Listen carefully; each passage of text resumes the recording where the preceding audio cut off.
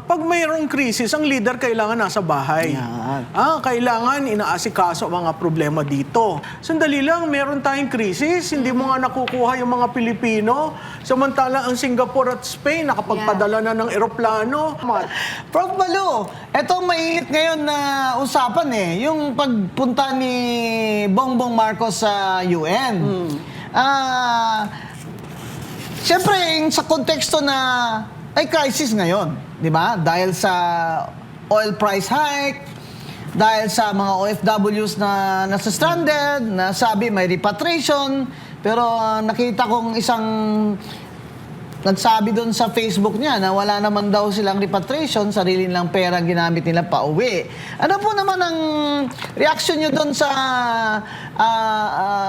visit at sa speech ni BBM sa UN Commission on Women? Alam mo, Attorney Guanzon, sa totoo lang, unang-una, pag mayroong krisis, ang leader kailangan nasa bahay. Yan. Kailangan inaasikaso ang mga problema dito. Pangalawa, alam mo, ikaw, expert ka sa women's advocacy, no? Sa women's rights.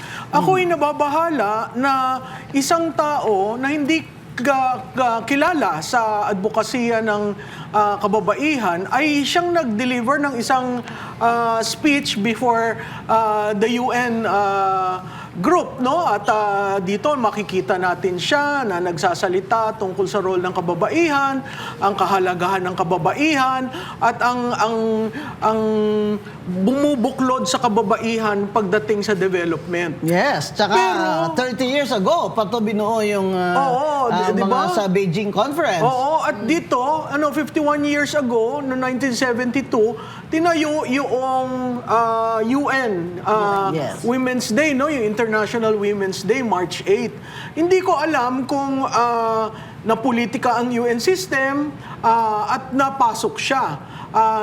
Pangalawa, na napakahalaga sa akin, Miss Binag, yung sandali lang, meron tayong krisis, hindi mo nga nakukuha yung mga Pilipino, samantala ang Singapore at Spain, nakapagpadala na ng eroplano. Siya naka-private jet. Oo, di ba? May So, kasabay pa. kung susumahin mo yung expense, sa totoo lang, pwede ka magpadala ng eroplano diyan sa bansa, sa Middle East, para mo malipon yung mga Pilipino para out of harm's way. Pero nakita natin, di ba, yung isang empleyado sinabi, sige, isumbong nyo kahit sinong sumbungan nyo, wala kaming pera. Walang pinapadala yung Maynila, sabi niya. Sa totoo lang rin yun, no? Nagsasabi yung government employee na yun, at ang balita ko sa Senado, sinabi ni Secretary Kakdak, naalis na.